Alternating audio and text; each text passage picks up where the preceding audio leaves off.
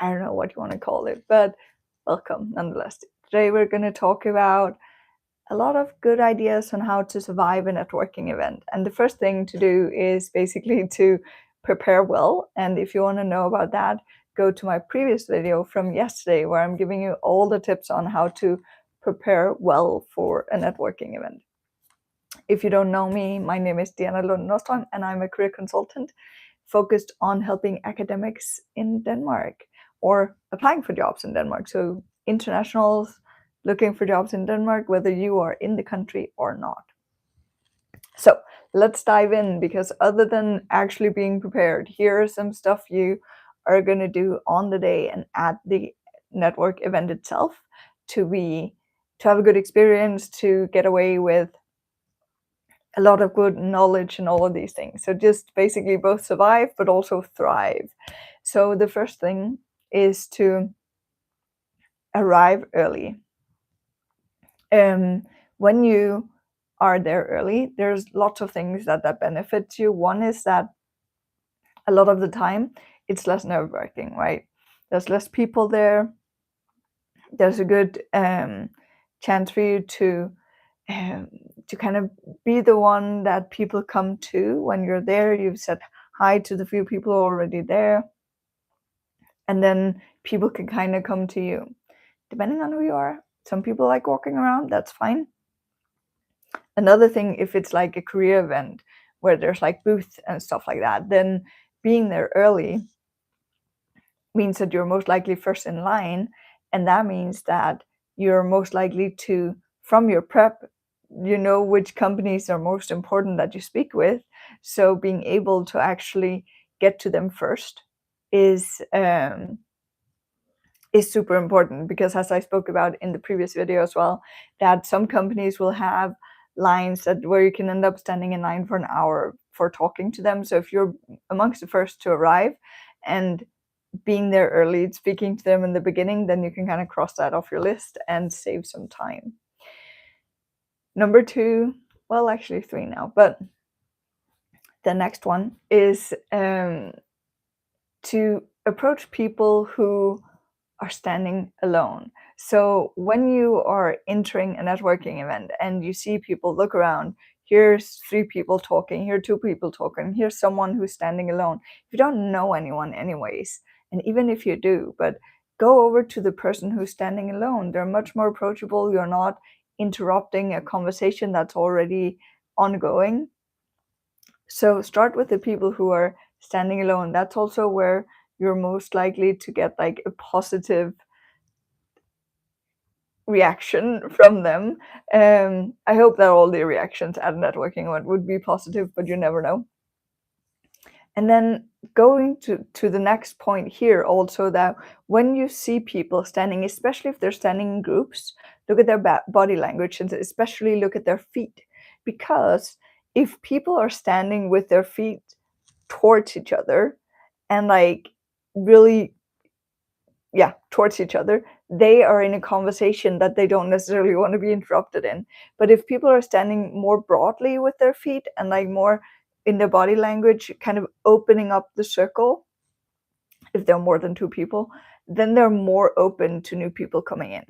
So that's important when you approach people. But also for yourself, remember to use your body language. Be open and approachable when you're talking to people. Smile, like have like a nice body posture. Don't stand with like your arms across. Be open, right? So remember to focus on your own body language, especially like if you don't necessarily think a lot about it, think about where you place your feet.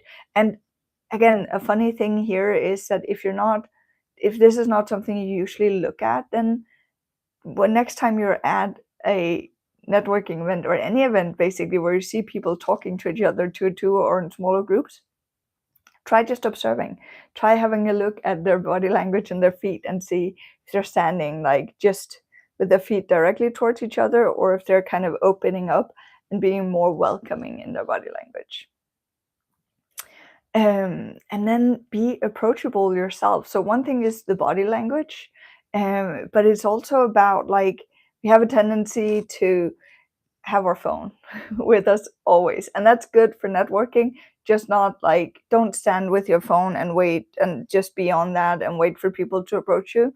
I just saw someone on LinkedIn today writing about how 80% of the people in their train today were on their phone. And I have to admit, so am I when I'm on the train, but I'm not when I'm at a networking event. So make sure to be approachable, meaning don't stand there and look into your phone. Don't cling to one person. We have a tendency to actually stick to the same people when we are networking. And that goes for both networking in general, but also a lot of people going to job fairs, they'll stick together, and usually it will be an introvert and an extrovert. And the extrovert will do all the talking, make all the connections, and the introvert will kind of just tag along and get the knowledge, but they won't make the connections, which is super, super important. So hello in the chat. If you have questions about networking, we're talking about networking at events today. Please let me know in the comments, ask your questions. My name is Diana, but hi Lloyd and Mashruh, that's probably not pronounced correctly. I'm sorry about that. Okay, so next question here, or next thing to do is, hi Flake, that's not, we shouldn't do.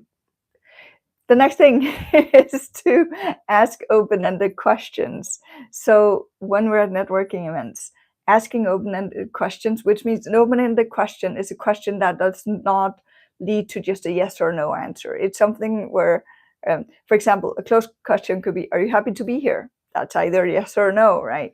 But an open-ended question could be, how do you feel about being here? Then you can't really answer with a yes or no. You have to answer more elaborately.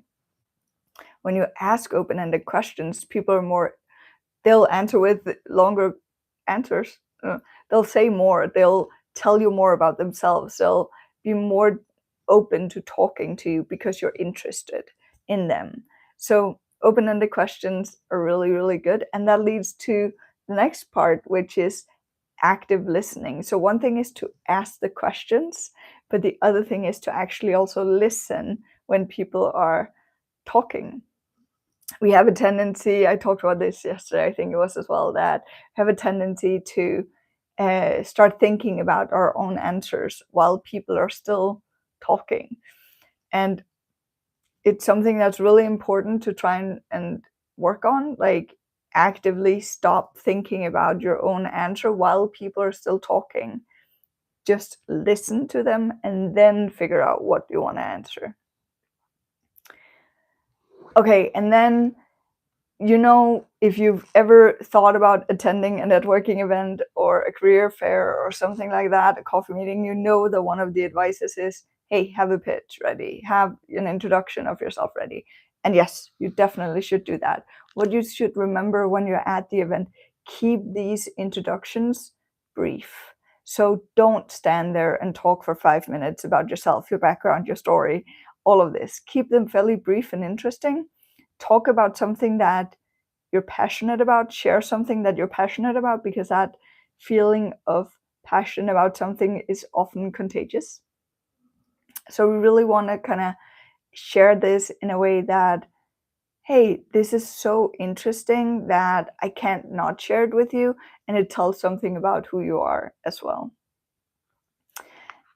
Then next thing, number 8, is to find common ground. So when you are talking with people, then find something in common, because the thing is, we relate better with people we have something in common with. I might find someone who has green hair or whatever it is. Find something where you have something in common, and sometimes it's to talk about different things that is happening in the world or in your field or whatever it can be, right? I try to, when it's all about networking and job search and stuff like that, unless it's in a context of religion or politics, I stay away from these two topics in general, because they can be pretty hard to talk about, because very different opinions and people get mad and stuff like that. So keep away from religion, keep away from politics. Hey, Goofy. Yeah. Okay, so the next thing that can be really good to be aware of is to remember that everybody at an event like this has limited time. So it's also a question of kind of knowing when to move on, both for the people you are talking to and networking with, but also for yourself. And you don't just say, oh, nice to meet, bye, when you move on. Make sure that you kind of say, you know what, it's been so nice to speak with you. There's a lot of interesting people here. I would really love for us both to have the time to speak to other people as well, but I would love to follow up with you after the event today. I would love to reach out to you and grab a coffee at some point. So remember to kind of figure out when to move on, but do it in a respectful way, where you also show that you valued their time. And then when you're at networking in any capacity, basically, always think give first. So thank you for the for the smileys and the likes, and hi Wolfie. So basically, always think give first. What I mean by this is that a lot of the time we create better connections if we offer value first, and then people can come back to us, and then we can ask them for help. So it's easier to it's easier to say yes to help people if they have given us something first. Wow, sorry.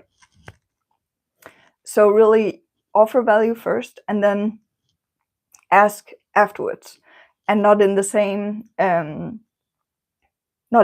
like, hey, here's something for you, can you help me? But build a relationship. Wow, this is going really well today. I wish I had water. I don't.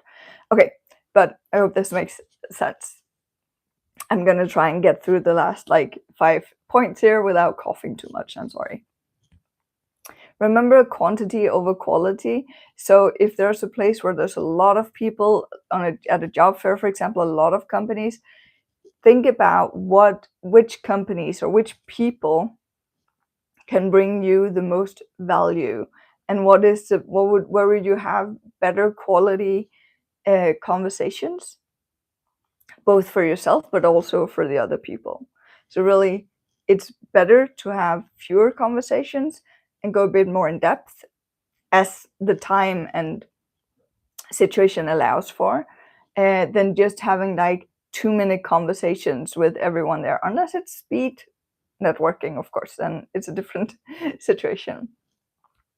And then be authentic. I had someone tell me in the network the other day, they were at an event and they were like, screw it, I'm just gonna be myself because I'm like overwhelmed and I'm stressed out, and the whole thing about setting up this super professional facade has not really been working for me.